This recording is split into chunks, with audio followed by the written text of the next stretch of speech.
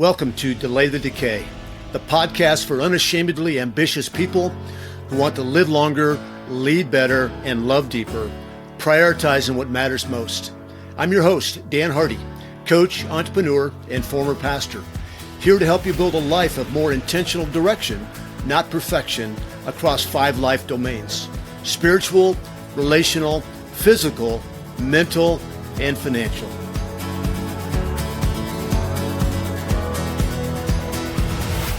Today on Delay the Decay, I'm joined by Daniel Guzman, a high-performance coach turned longevity leader. Daniel spent more than a decade in elite professional soccer, serving in strength, conditioning, and performance roles with LA Galaxy, LAFC, and the men's national team, helping athletes stay durable and perform at their highest level. Now he's the head of performance at 3x4 Genetics, using personalized DNA insights to build truly individualized strategies for health performance and long-term vitality. He's also the founder of Hype Wellness Studio in Southern California, helping people recover and thrive through leading-edge modalities. Daniel lives in Southern California with his wife and 3 kids, and he's passionate about helping people live out their God-given purpose. Welcome, and thanks for joining us today, Daniel. Yeah, thanks for having me, Dan. I'm excited for this conversation. Yeah, thank you. Question for you. What's one imperfect but meaningful habit you've been practicing lately that's helping you move in a healthier direction? There's always a staple that I try and keep, which is Bible before breakfast. Can I get in the Word and feed myself spiritually? But I think one that is probably a habit that I am not great at, but I'm really trying to commit to, is typically when my wife and I go to bed, we're on our phones, we get into bed, we put it right next to our bedside.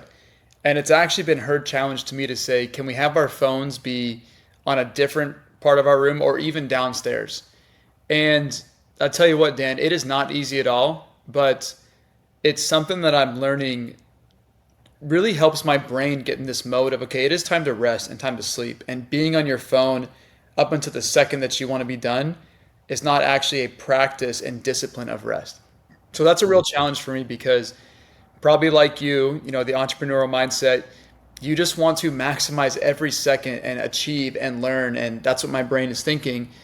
But really what I'm doing is I'm not allowing myself to rest. So I'm not great at the habit yet. It's a new one, but I'm trying to keep my phone outside of my room to help myself get into that rest mode with my wife. Yeah. And is that a certain period of time before you go to bed, or just right when you go to bed?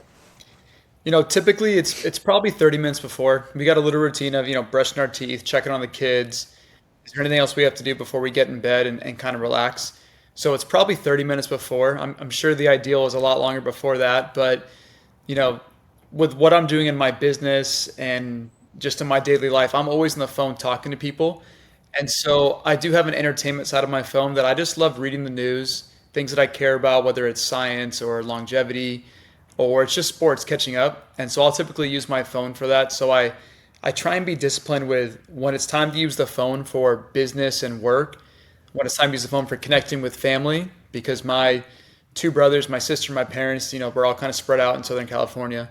Or is it an entertainment time? Is there a dumb game that I want to play to, let myself relax a little bit, or is it music? So it's usually about 30 minutes before bed. I want to jump right into a few things. You've got so much going on in your life, Daniel. You've achieved so much in your life already, and you are the sweet spot of my listeners. You are unashamedly ambitious, right? You're a builder, you're a creator, yet you are striving to live a prioritized life. And we can do that, but it takes effort to achieve everything that God has put in us and not lose the most important things that God has given us, namely our faith, our relationships, our health, all of that. So I want to start with your purpose. I know that's really important to you. You are wired to come alongside other people and help them find their purpose. So what is your purpose? What gets you out of bed on Monday morning or Saturday morning, whatever it is? What's your defining and motivating purpose in life, Daniel? it's been an interesting journey for me because at one point I would have thought as a younger adult that my purpose was to train pro athletes. And God really, you know, tore through my heart and said, I'm going to challenge you deeper. What is your purpose? Why have I given you that as a ministry? And what I quickly realized is that, your purpose isn't always attached to the job that you're doing in that moment of time. So if I was a UPS driver, or if I worked at a sandwich shop, or I worked on Wall Street, all these different things, I can still serve people through that utility of whatever that job is or the skill set that God has given me. And so the way that I would answer that now is that my purpose is really to be hyper aware of people who are looking for help. Now, specifically when it comes to their health, I think that's just the skills that God's given me, the experience He's given me, where I can figure out how to lead someone the right way. And I think I've also learned that my purpose may not be to solve the problem right then and there. It may just be to be a connector of other people. To say, Dan, you've got this thing going on, and based off how you're feeling, I think I know someone. And let me go out of my way to connect you with that person and then see if that's the right fit for you. And if it's something that I can solve right there, great. But if not, I think God has called me to be a connector of people, to be in prayer for when those moments come, for when someone, they just need a listening ear, or they need true guidance in science, like, hey, how can we figure this out? Or sometimes I think the challenging one for some people in today's age is to truly ask someone, can I pray for you? That is something that is not always easy. That can be uncomfortable because, you might worry about how they perceive it. And that's just a challenge that someone gave me, gosh, when I was 21 years old. And they said, it's never hurtful to ask someone, can I pray for you? If they're not comfortable, they'll say no. But so many people say yes. They're kind of shocked, like, really? You would do that for me? And so I think that's really my purpose, is to be a connector of people, to be prepared, be ready for when the Holy Spirit tells me this is an interaction I need you to step into. Yeah. So how do you work in a world, you were in professional sports for years, all your environments aren't necessarily Christian environments, where we do everything under the kingdom of God, in the kingdom of God. How do you live out your faith in the context of your vocations, right? Your vocations oftentimes are just environments that we live out our calling, right? You had a vocation as a performance director. Now you have a vocation at 3x4 Genetics and helping your wife with the hype wellness. And then you've got other environments where you're coaching. How do you live out your faith in those various environments with different people? Sometimes you don't even know where they're at. Yeah, that's a good point. And it's not always easy. I mean, when I was at different clubs in the MLS, I would openly read my Bible. I chose not to just use an app because I feel like seeing the physical Word of God is really powerful. And there's plenty of cases where, people would tell me that's not meant to be here. That's not a place for that. Or, they start making jokes, Bible thumper, or is that book going to tell you, is all these things, that any joke that be made. And that was a good challenge to obedience, to basically say, am I going to be embarrassed by this? No. Am I going to find a way to fight this? Because I think naturally I have more of that heart of David, where I feel like if someone does an injustice or if they cross the line, my first instinct is usually to go to battle a little bit. And so I think that, this we'll get into this later on, but the one thing I've always asked God for is wisdom. Because my biggest struggle in life that I found is that I never want to make the wrong decision. And sometimes that's led to paralysis by analysis. I will just overthink and overthink and overthink instead of just saying, okay, God, what am I supposed to do here? And then let me just take the step of faith that you prepared me to do this. But wisdom isn't just given, right? If I ask God for wisdom, and just quickly, when I started pursuing to date my wife, her father said, hey, I want to go on a walk with you, which I thought was pretty unique. And I walked with him for 2 hours at the college we went to. And he just asked me questions to get to know me. But his main question was, if you could ask God for one thing, what would you ask for? And I said, I'd ask God for wisdom. At 19 years old, I want wisdom. There's a lot of decisions I want to make, and I want to make the right decisions. And what I didn't know at that time that, I've learned now as a father, and I'm obviously you've know this, you're going to be like, yeah, of course, is if you want your son to learn wisdom, that automatically means that he's going to have to go through many trials to test his faith and his perseverance and his endurance, which is why I love, the book of James in the Bible, because it talks about that. the testing of our faith, produces perseverance and so on. So I didn't know that at the time, but God definitely has put me in extremely difficult situations where, number one, it's like, okay, Daniel's ego has to submit here. You cannot be in control of the time. You have to be willing to submit this to prayer. I mean, all these things that I'm just learning at 35 years old, I've really committed to that pursuit of wisdom and obedience. And it definitely has not been easy. And Dan, I always think, I keep on telling my own dad, you know, is next year going to be easier? Is the year after that? I feel like every year just gets more difficult. And he was like, maybe some years might feel easier for periods of time, but if you're pursuing growth, growth cannot happen in comfortable situations. And so you're choosing to be uncomfortable, which is a great thing, and he's like, I just think that's how you were wired. So Mm, do things mm. get easier? Probably not, but do you have the skill set to handle them a lot better with grace and obedience and wisdom? I think so. I think that's what I'm trying to pursue. That's really good. Yeah, as you were saying that, I think about the difference between knowledge and wisdom. Like we can accumulate knowledge, and we should accumulate knowledge in so many different areas. Knowledge of God's word, knowledge of our vocation, the businesses we're trying to build.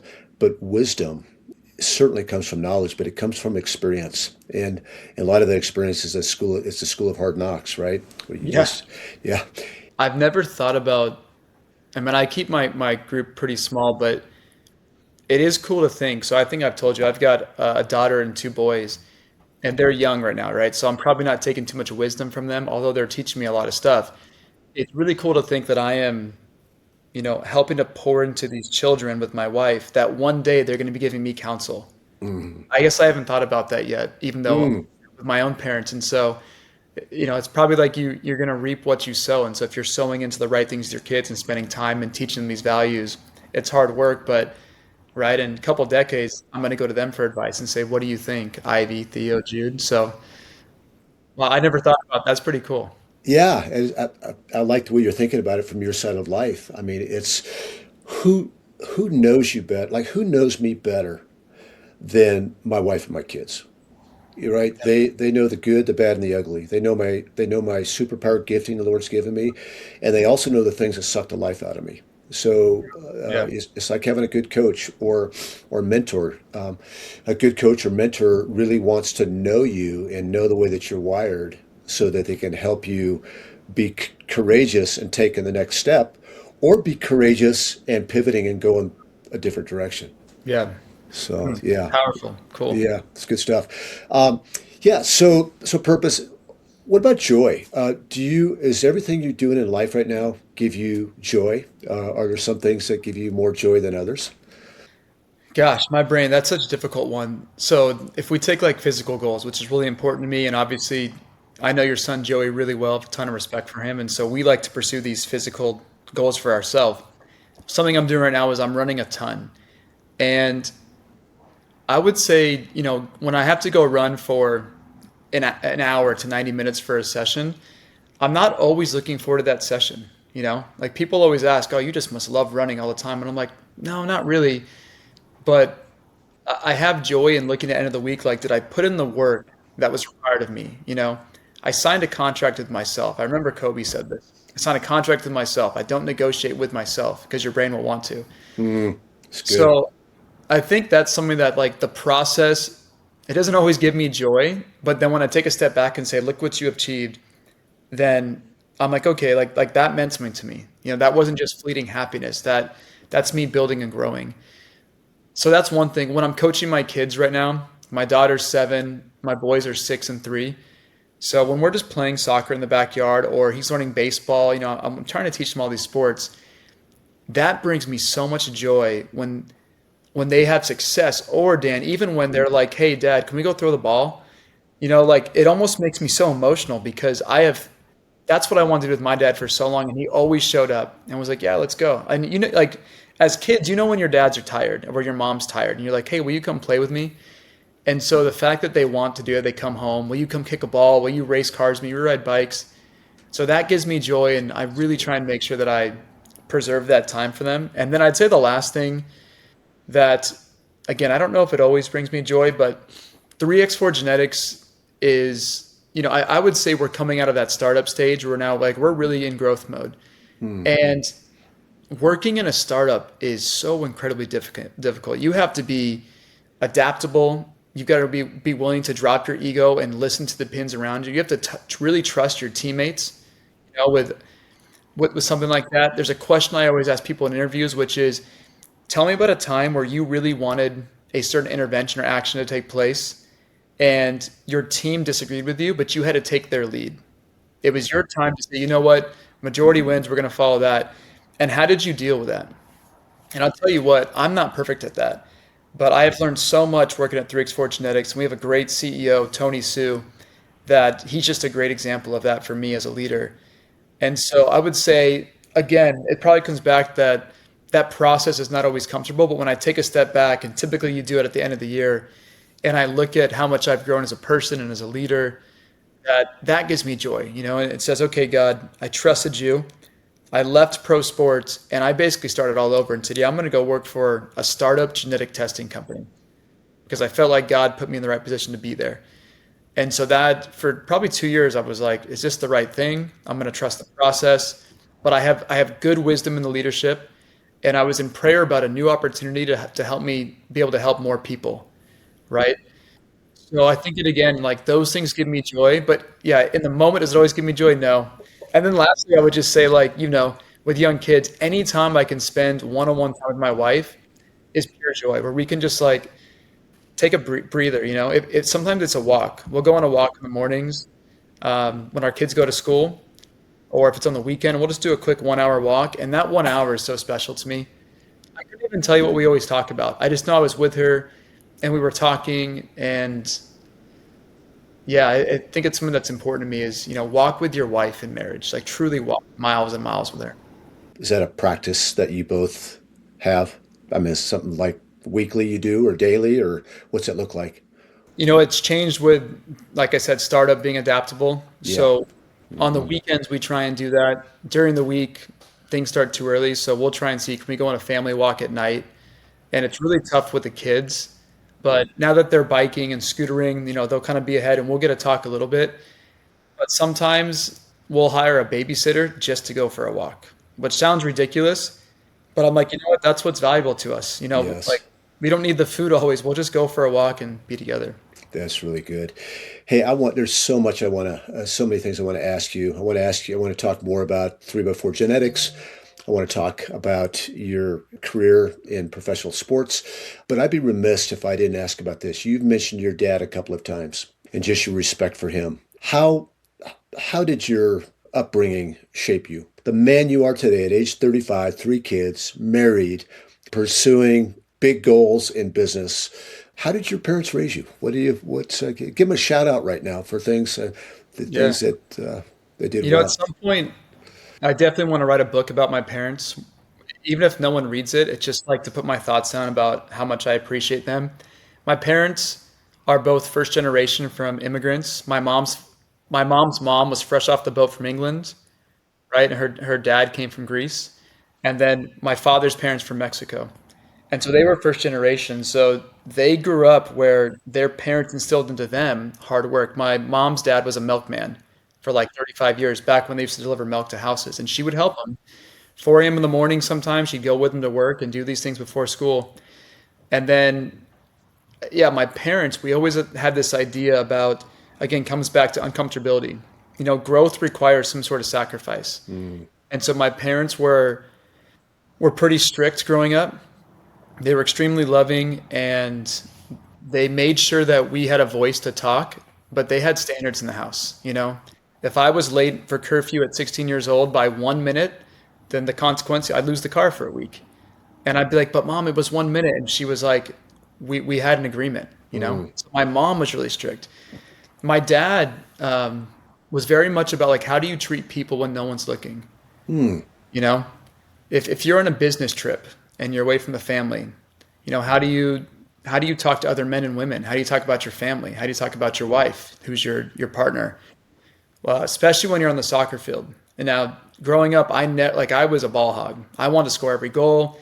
I didn't want to pass, and my dad would always instill in me, you have to get your teammates to believe you. That's what a leader does. You're not a leader right now, right? You're an all-star, but you don't have the team believing in you. You can't just do this forever.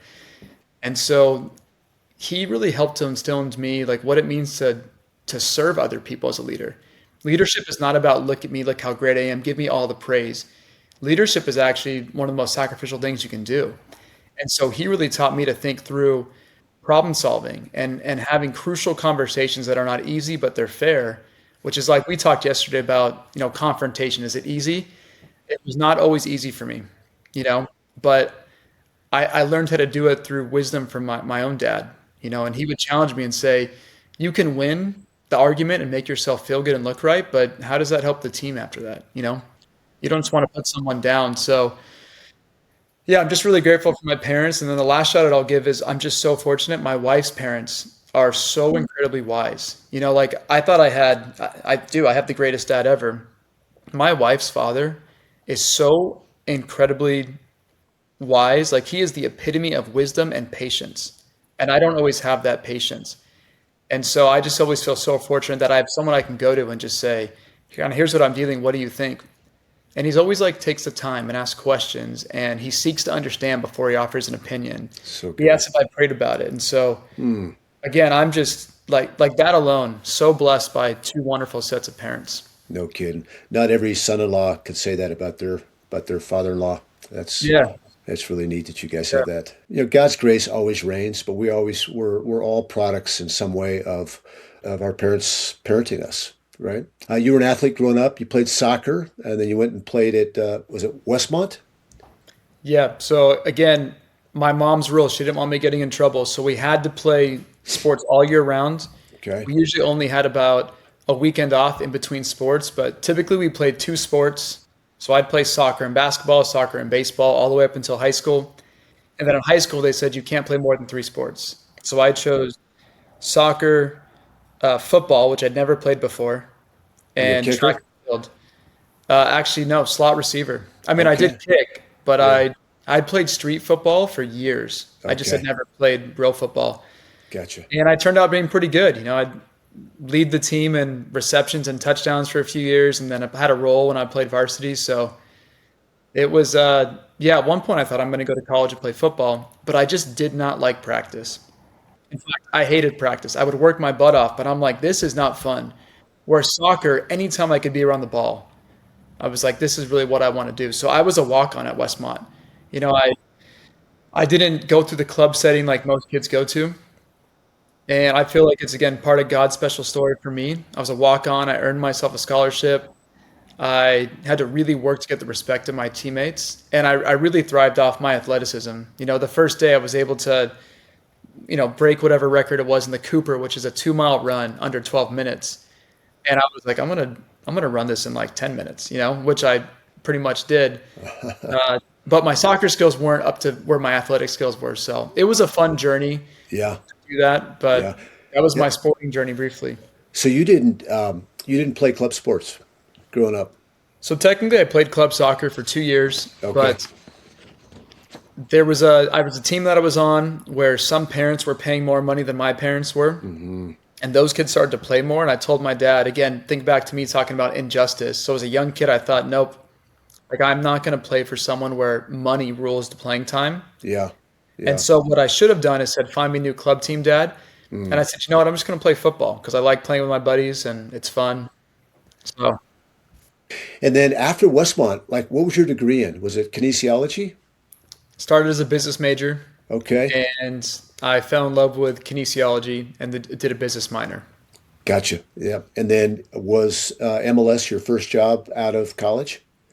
I worked for a small gym, Prevail Conditioning, where the owner of that gym was a professor at Westmont.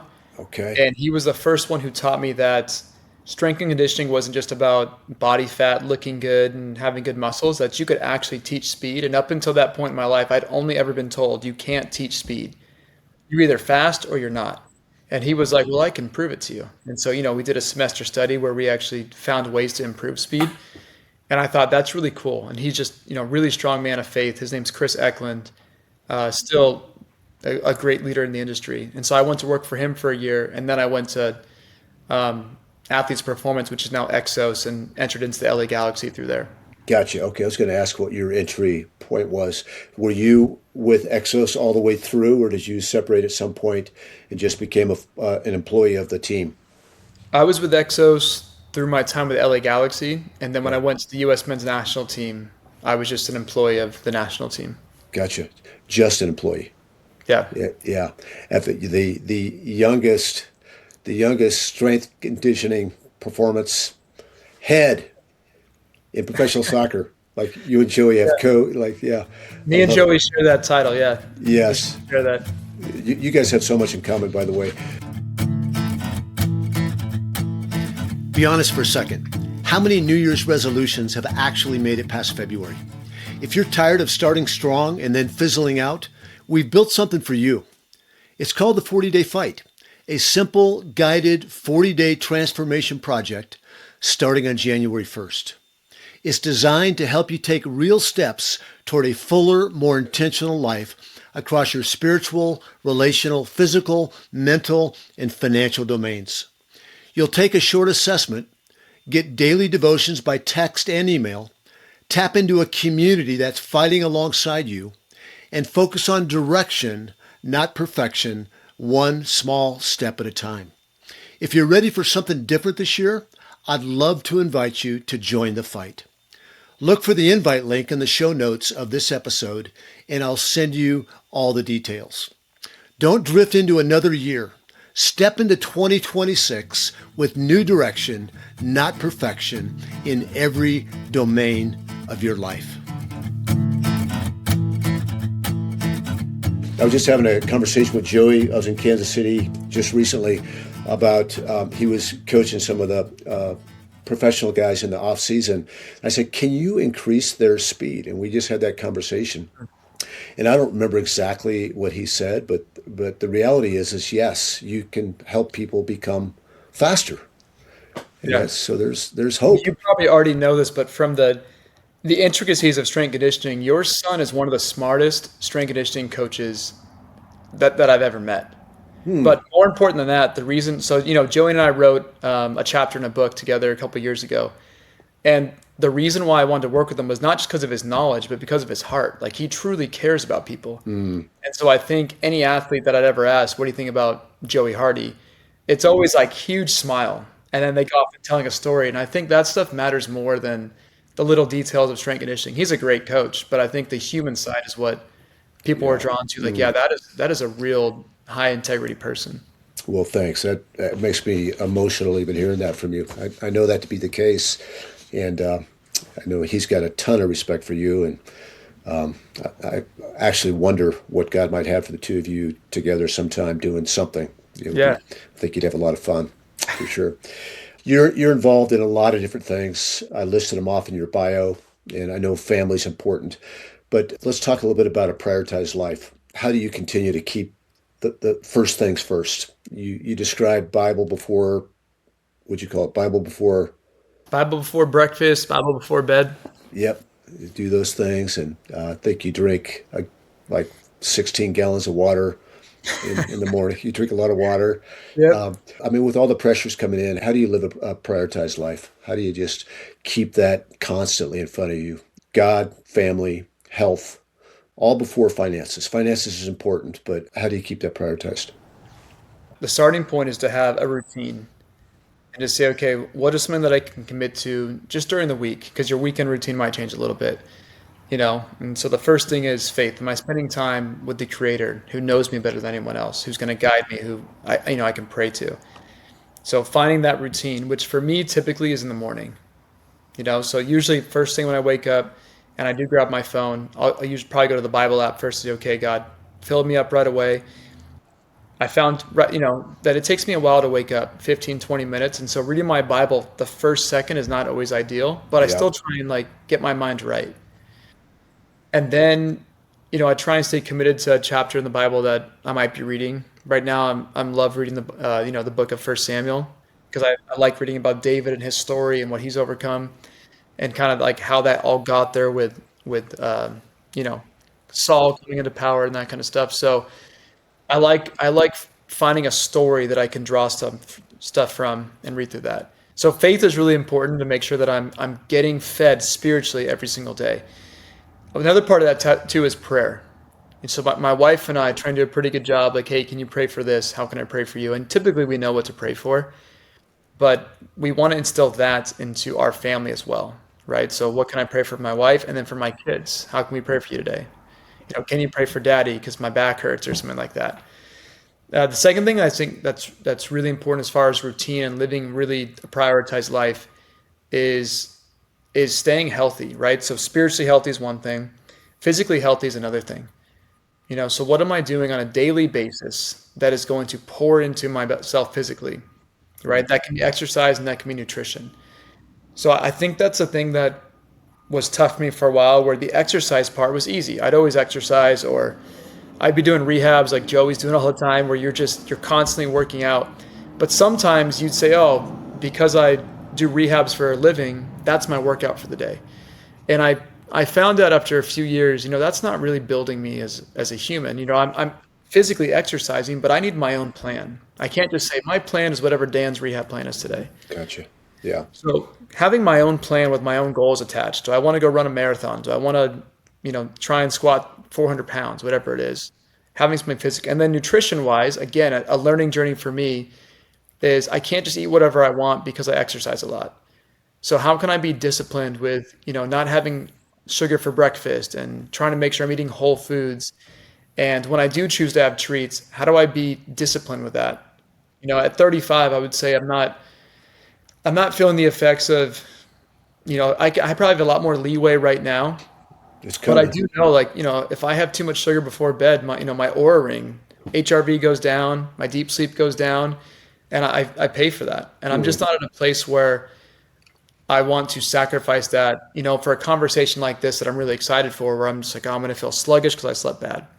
So that's been a good challenge for me on the routine side is what am I eating? How am I training? And then I think the last thing that I will admit I'm not great at is prioritizing relationships outside of my family. And maybe you can tell me what your thoughts on this are, but because I have young kids, a lot of my time goes to my kids and my wife. But my friendships outside of my family, I do not put a lot of time in at all. I probably hang out with my friends every couple months. And so that's been kind of a struggle since I worked in the MLS. Hmm. That's something I would like to prioritize, but I just prioritize relationships inside my family right now. Yeah. And that includes your extended family, like your parents, your wife's parents, that type of thing. Yeah, talk to my parents every day. My brothers are probably my closest friends. Yeah. Love my brother-in-laws and my sister-in-laws too. So I pretty much keep it there. And then there is a Friday morning Bible study I go to with a group of men from all across South Orange County. And that's been great. It's Friday morning, 6 a.m. typically at the pier. We get there all cold and get in the Word, and so those are important people in my life that I try and stick to. Shout out to the Pierside Saints is what we call ourselves. Nice. And is it a Bible study, or do you guys like share things that are going on, or pretty much just dive into the Word? Yeah, it's pretty much dive into the Word. How is it affecting our life? How can we share some sort of wisdom or experience to help other people out? How can we be honest about what we're struggling with, whatever that might be, and it's everything stays private, of course, but it's only men who are trying to pursue some sort of biblical wisdom and also be like, hey, there's real life going on here. So how do I deal with these things? And that's been a really huge value add in the last 12 months that I've been going to that. Yeah. So let's talk about 3x4 genetics a little bit and transition to health. You got the Aura ring on. Have you ever done the glucose monitor? I just did a little stint with the Stello CGM. Okay, Yeah. great. I want to talk about that. There's so many tools out there to help us, like know how to eat, know how to work out, know when we've slept great, when we haven't slept great. And I've found that a lot of these things can be helpful, but some of them can actually be stressful. Like even looking at my Apple Watch, I go, "Wow, I felt like I slept pretty good last night." My watch says I didn't sleep very well, so I must really be tired. Um, Yeah. what are some of the tools that, and if you want to slide into 3x4 genetics, great. But what are some of the tools that you have found helpful personally to help you live a physically healthy life, to eat well, to exercise well, to sleep well? all of that. I'll start with a shout out to a book because people always like reading good books. If I'm pronouncing the author's name right, John Dewar, have you read the book Measure What Matters? I've heard of it. I've not read it. So I got this book years ago, and he was more on the business side of things, but the whole book is really about that. What do you care about, and are you measuring it? So there's a lot of things that people recommend, right? A continuous glucose monitor, an Oura ring, maybe some sort of like step counter or like a heart rate response for when you're training. We've got sleep monitors in your beds you can use. We have all these things. And I always start with people when they're like, oh, should I get this? And I say, well, what do you actually care about improving right now? That's so What can good. you measure? So if sleep is an issue for you because you're a night shift worker, my sister works in the hospital, so she works nights. And if that's important to you, then yeah, an Oura ring would probably be a really good uh, use of your money.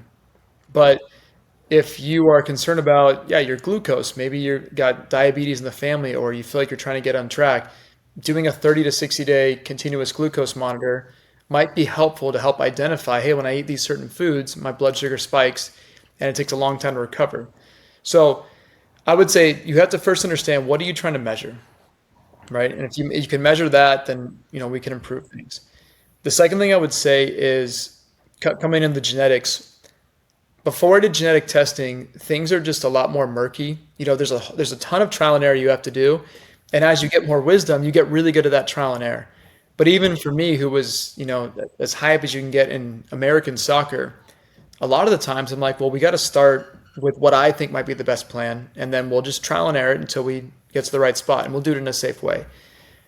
Doing your genetics is basically like getting your Apple Maps, your iPhone maps. If I'm going to drive from here to where you live in Colorado, without a map, there's like 0% chance, right? Maybe 0.00001 that I find your house. But if you give me your address, I'll get four different routes and I'll say, okay, I'm going to choose the one that's the most efficient. Doing your genetics brings that level of personalization to your health. So if you say, I want to lose 10 pounds, or I want to improve my glucose score, whatever it might be, we look at your DNA, we see how you respond, not how the world is saying what you should eat, but how you respond. And then we choose the route that we think is going to be the most efficient based off your genetics. We take away the guesswork. And so what I would say is all these things that I measure become so much easier for me to understand because I've done a one-time genetic test that has given me a lot of the answers about how to guide my health decisions. And a big one, Dan, is supplements. I spent a lot of money on supplements. Yep. Since I've done a genetic test, I've been more accurate with the supplements I take, and I know I'm not wasting my money. Like I've got a little bit darker skin. I live in California, and I thought vitamin D is not something I have to worry about. Not according to my genetics. Vitamin D is a huge role player in my health journey, and not just from from my overall cellular health standpoint, but from a muscle damage standpoint. Vitamin D plays a huge role in when I'm doing strength conditioning work. So get it. Let me get into the basics. Like when somebody takes a DNA test like that from 3x4 Genetics, is it explicit? Like hey, the way you're wired, you need more vitamin D, or how is it communicated to the average person like me? So it's a great question. There's a lot of things that we'll look at 3x4, but the reason why we have a really good, robust amount of evidence and our results speak for themselves is that we look at genetics in a way that's called pathway analysis. So we do look at individual SNPs. That's what it's called, a single nucleotide polymorphism, SNP. We look at SNPs and say, Dan, you've got this genetic SNP, and because you have that genetic SNP or variation, here's what we recommend. At 3x4 Genetics, we look at pathways. We might look at all the inflammation SNPs that the research has given scientific validity to and say, based off of all these SNPs, here's what we recommend. Another thing people ask about, and that goes along with this, which is why I'll mention it, is blood work. Well, where does blood work play a role? Yes. Blood work is incredibly valuable. You have to do blood work. But for me, blood work is second because blood work is not root cause analysis. It's still symptom. Gotcha. It's like my vitamin D is showing this level. My question is why? Without a genetic test, then you go into, again, like, okay, well, here's your history. Here's what I've seen. But when you look at your DNA, I would say, well, here's how you respond with vitamin D absorption, right? Or Choline is one we look at, or we look at all these nutrients. But there's bigger ones around cellular health, that's really what we're trying to change, Gotcha. right? It's cell health. And so we might look at inflammation around the cell, and everyone responds to inflammation differently. You might be a high responder or a low responder. We look at oxidative stress, which for your listeners, oxidative stress is like rust around the cell. You don't want rust, right? We want to get all the rust off. Or it could be some sort of other damage to that cellular area based off foods we're eating. Now here's the part that's really incredible is we're given all these healthy recommendations in life, but they're not always personalized. So a really healthy fat is avocados, right? And this is highly debated when I tell people this, but based off my genetics, avocado is a great healthy fat for me. But I have a high response to histamine. And what that means is when I overdo histamine, my body's ability to break down histamine in the body is not very efficient. And so if I choose to have avocado, I might have to take a enzyme to help break down that histamine. If I don't, it manifests in brain fog and stomach pain. Because avocados are high in histamine, is that right? Avocados, yeah. So there's foods that are high in histamine, and there's foods that liberate histamine in the body. You already have histamine, and they, allow them to go free. Yeah. And for someone that breaks down histamine poorly, like myself, that's not going to help my overall health plan. So by knowing that, I can say, okay, if I'm going to have avocados or egg whites, or a big one is fermented foods, which people say fermented food is great for your gut microbiome. That's great, but if I have fermented food, my whole gut is going to feel off, and I'm going to get brain fatigue. But I can choose to take an enzyme, based off whatever I need. There's one called DAO, DAO, a DAO enzyme that's going to help to break that down, that histamine. And so without going, too deep into all this kind of stuff, it makes everything so much easier because people struggle with these decisions on a daily basis. What should I eat? How can I sleep better? Well, you've got a bunch of mood and behavior genes in your brain. And if we understand if you have certain genes or what's going on, we can make a better recommendation around a supplement or an intervention or whatever it might be. And that's where it gets so much fun to people have these aha moments, or really what it is they feel like, I feel seen. I have hope. I don't feel so hopeless, like I'm just never going to figure this out. And that's really important to me. Thank you so much. And by the way, my apologies to you and 3x4 genetics, because I've been calling it 3x4 genetics. I appreciate you making the correction. That's great. Yeah. And so is this accessible to me and kind of the general public that are not professional athletes? Yeah. So I work on a project called Gene Fit. And Gene Fit's pretty much reserved for people, professional athletes, college athletes, people that are really pursuing elite fitness. But 3x4 Genetics, you can go to 3x4genetics.com and you can buy the genetic test and get it shipped to your house. It's super simple, 2-minute cheek swab, and then within about a few weeks, you have your results back. That's in a really cool health app that we have. So very accessible. I really love what you're thinking. My focus has been on the blood testing, and just when I go in to get a physical from my doctor, they test 15, 16 markers. But some of these companies are testing as many as 50 or 60 markers. And it's been helpful to me. But what you said, it really opened my eyes that yes, blood testing is better than doing nothing, because it gives you a look as to what's going on inside the body so that you can treat it. But one step better, and before that, it doesn't mean that we shouldn't do the blood testing as well, is find out your DNA makeup. That makes so logical to me. Yeah, doing both in combination. Think about, again, driving to your house in Colorado. Okay. The genetic test, the DNA gives you the map, but I want to know, how fast am I going? Are there stop signs? Did I get a flat tire? And so the blood gives us real-time data, dynamically, like, okay, what's going on here? How do we pivot? Yeah. And that's why both are the gold standard, which is nice. That's good. Does 3x4 do both, or are they just focused on the... No, we just focus on genetic testing and genetic interpretation. Okay. All right. Yeah. What's the thing that you can blow in that will tell you if you need more fat or carbs or protein? Oh, yeah. Well, there's a bunch of different analyzers you can use for that. And man, the breath test technology is pretty incredible. I've had something called SIBO before, which is small intestinal bacterial overgrowth, and you do a breath test to measure that.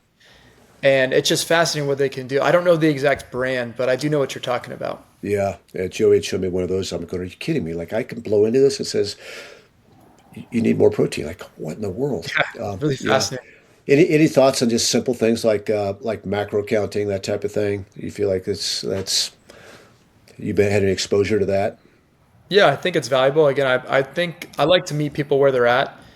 So if people are trying to work on their body composition, which again, let's mention another one, doing a DEXA scan, Yeah. which is kind of like an X-ray to keep it simple for people, but it's a scan of your body to see your body composition analysis of your fat, your muscle, and your bone, which is great. Especially as you get older, bone's a big one you want to look at. But for that, I think for people to learn to a small period of time where they try to figure out, well, how many calories am I consuming? How many calories are in my main meals? How much protein am I eating? A lot of people are probably under eating protein. And then, especially us, anyone that's 20 years to 80 years old, we've gone through a period of time where carbs were kind of like the enemy. And carbs are incredibly valuable. But when you pair carbs and fat, I think that's where you get in trouble a lot, relying on that. So trying to figure out how can I pair the right thing. So I think macro counting can be incredibly useful, especially figuring out what are my main meals I eat and how much protein am I getting on a daily basis, and then taking that step. So I think that's really helpful. Great. And just to put you on the spot a little bit, or I don't mean to put you on the spot, but I will. Are there any resources that you can think of off the top of your head, whether it be websites, podcasts, books, for the general public on just around functional health, which is really what we're talking about: DNA, blood testing, macro Yeah. counters, all that? Gosh, there's a lot. I mean, I'll start with 3x4 genetics when it comes around functional health and how we're integrating genetics into everyday life. There's a great platform we have, 3x4 community, where you can go on and there's webinars and there's studies that pop up, and it's just a collection of a lot of practitioners and people that are trying to learn more Okay. and really be invested in that. So I think that's a great platform. And then sometimes there's these conferences that are really worth it to go to. I mean, our company just went to one called A4M, which is in Las Vegas, and that's all focused on health and longevity. And I think those are really good places to start. And then after that, with any sort of podcast, I think you got to find someone you enjoy listening to, and find someone at the level that you're ready. Some of you are ready for the Huberman Lab. Yeah. Some of you that might be too much to start. You might want to find someone who, is maybe starting things a little bit simpler. Although I think that Andrew Huberman does break it down every episode where it's like, this is digestible. But again, when you're adding things on, I always think consume information and add really slowly. Be incredibly patient, because otherwise you're going to have a routine that's 100 things to do a day. And for me, that's not really a prioritized life. Now you're like, Yes. data overload and I'm intervention overload. And it's too much. And you won't follow through on any of it because there's too much. No, Yeah. way too Yeah. much. I feel like Peter Attia's, I'm a big fan of Attia's. Same thing though. Like, it's holy cow. You got to be ready Yeah. for, you got to have a science degree of some kind to understand what he's saying. Hyperbaric oxygen. Let's talk about that for a minute. I know that's something that you were turned on to, I presume, when you were working for the soccer teams. And now you actually own a few of those. Why should I care about hyperbaric oxygen therapy?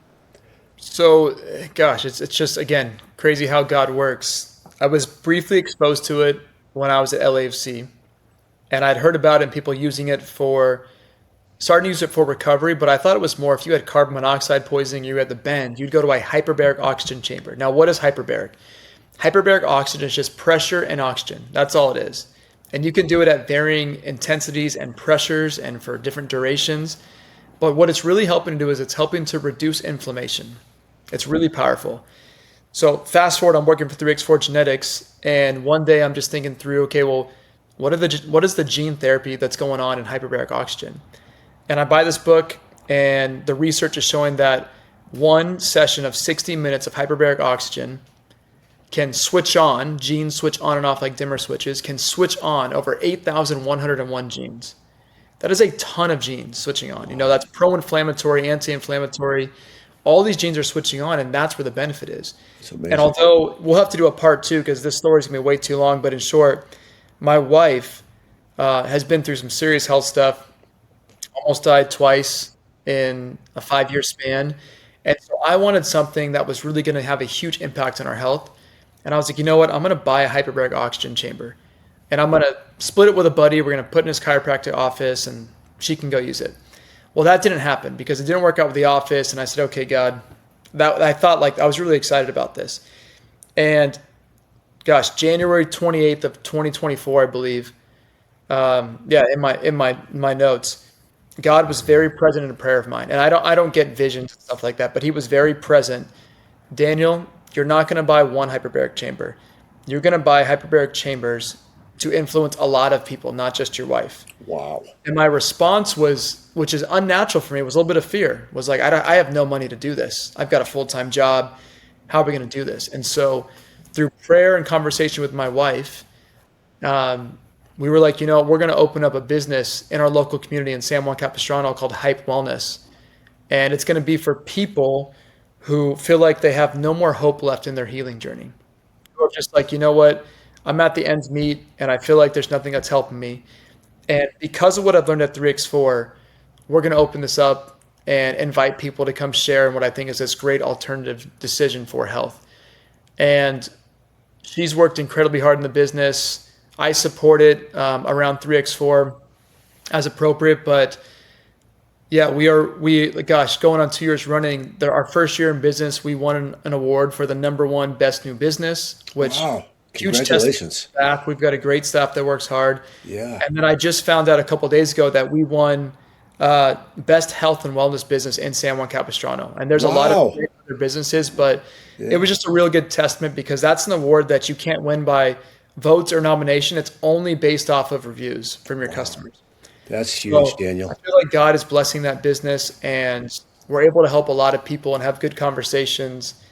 And I would say anyone that's going through any journey of life, cancer, autoimmune, pre-surgery, post-surgery, they travel a lot, post-flights, any of that kind of stuff, consider hyperbaric oxygen as a potential tool to help get you back to the health you want or the health journey you want to be on.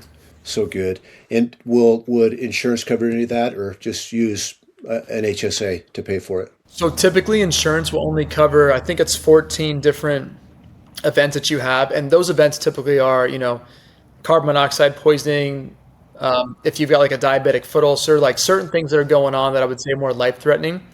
Otherwise, most of this is cash out of pocket. Now, I have soft chamber hyperbarics, which is another conversation, but there's a lot of research to show that the soft chambers are a lot less aggressive, especially around the brain. And all we're trying to do is super oxygenate the brain with 300 to 500% more oxygen than you get now. That's where the healing happens. So sometimes soft chambers is the right fit. Sometimes hard chambers. That's where we bring together, like you said, wisdom with multiple counselors. What is right for you? Sometimes a soft chamber is right. Sometimes a hard chamber is better. Okay. Just depends. Really good. And the last one I want to poke into is cold plunge therapy. Is that a trend in health and wellness that is just going to go away, or is it something that is truly valuable and should stay around until Jesus returns? I would say it's definitely trendy, but I would say it's such a low barrier to entry. So it's usually a good stepping stone for people to get into. I think about it this way, Dan. Cold plunge therapy can also help reduce inflammation. It can also be great for brain health. If you look at what's going on there for people that do more biohacking. So it can be great for that. If you're trying to help reduce inflammation, cold plunge therapy to hyperbaric oxygen therapy is almost incomparable. I would choose hyperbaric oxygen every day of the week, but it's not always the most accessible. So again, we talked about like a prioritized life and having a routine. I think cold plunge is a routine that people can commit to because you're doing a 2 to 5 minute dunk. And the one thing I love about cold plunge therapy is that it forces me to be so present because all I'm thinking is this is so cold, control your breathing and focus. I can't be on my phone. I can't be having a conversation, me personally. That cold plunge really centers me. So that is one of the main reasons why I do it. Okay. If I, muscle soreness and that kind of stuff, I'll do it, but still I'll choose the hyperbaric chamber. But the cold plunge is great for me to like slow the entire world down for 3 minutes and say, okay, Daniel, focus on those 3 minutes. Be present with what your body's trying to do. Gosh, I don't know, man. I've done cold plunge once, and my kids made me do it on my 65th birthday, and that was the most uncomfortable 20 minutes. That was about 60 seconds in my entire life. So what I do is I finish every shower off with I turn it on cold, but like I'm in control, or I can turn it back. But I do feel better. I mean, I want to tell you that. Like I do feel like after the cold shower, I think clearer, and my joints don't hurt as much. Is Yep. that a placebo, or is that really happening? No, I think it's definitely happening. I mean, what's Yeah. cool is that with all these things, hyperbaric, cold plunge, infrared sauna, which I swear by, Mm, red light therapy, which is a tough one for people because they think it's just lights. Is it really doing stuff? All of these things, what it is, it's gene therapy. That's the cool part. Everything we do is gene therapy. Everything I drink, everything that I experience, we are affecting our genes, whether we like it or not. Which comes back to why I tell everyone you've got to do a genetic test. You're already making decisions based off your genes, right? Our DNA is 4 letters, and those 4 letters make up words, and those words make up sentences, and it makes up our story. And if I have a coffee, or if I have a Coke, or if I have these things, that is a genetic code I'm putting into my body, and I'm telling my body how I want it to respond. So reducing joint pain and reducing inflammation, if it's a cold plunge, the cold plunge is switching on and off genes to help signal to your body, hey, this is safe, right? We want to try and close down these pain receptors or reduce inflammation in that area. It's all gene therapy, and when you look deeper at it, it's again one of those moments I've had where I'm like, wow, God, how did you think through all of this? Like mm, we're fearfully and wonderfully made, and it's so complex and beautiful. I'm never going to understand it all. But that's kind mm. of the beauty of faith, right? Is I don't understand it all, but I love the curiosity of learning about the human body. 100%. Well, Daniel, this has been a pleasure, and we could go another hour. There's just my mind is just Yeah. clicking with information I want to mine from you. That you are such a wise young man, and I'm so thankful to get to know you, and for my audience to get to know you. And if people want to find you, and how do they reach out to you? You get Yeah, I appreciate that. And first, I'll just say, like, I truly appreciate the opportunity because I don't take these things lightly. I told you before, I don't just do any random podcast. I have so much respect for Joey that when he said, "Would you be interested?" I was like, if your dad would love to talk to me, that is a no-brainer. So, thank you for taking the time. Truly appreciate it. The best place that people can find me is I'm very active on Instagram. So at Daniel P Guzman, I really make an effort to answer every single DM. And I would say in general, I don't get a lot when I'm not active. When I am, and I say, hey, let's do some questions, they come through pretty fast. yeah. But that's probably the best place. And then from there, I figure out, should we jump on a call? Should we do email? Go from there. Fantastic. Yeah. I can tell you as soon as we're done with this podcast, before I go to a coaching appointment, there's a website that I'm going to visit, and that's 3X Genetics, Yeah, 3X4 Genetics. Can't wait to get a DNA test. I don't know why I've never done that. It's time. It's time it's to get great. after it. So, yeah. So, thank you. And Delay the Decay audience, thanks for being with us. Remember, this life is about direction, not perfection. So take that next step, whatever the Lord's calling you to, take it, be courageous, and know that the results are in His hands. Until next time, have a great week. Thanks for listening to Delay the Decay. If today's conversation resonated with you, follow, subscribe, and share it with someone else on the journey. Until next time, keep prioritizing what matters most. And remember, it's about direction, not perfection.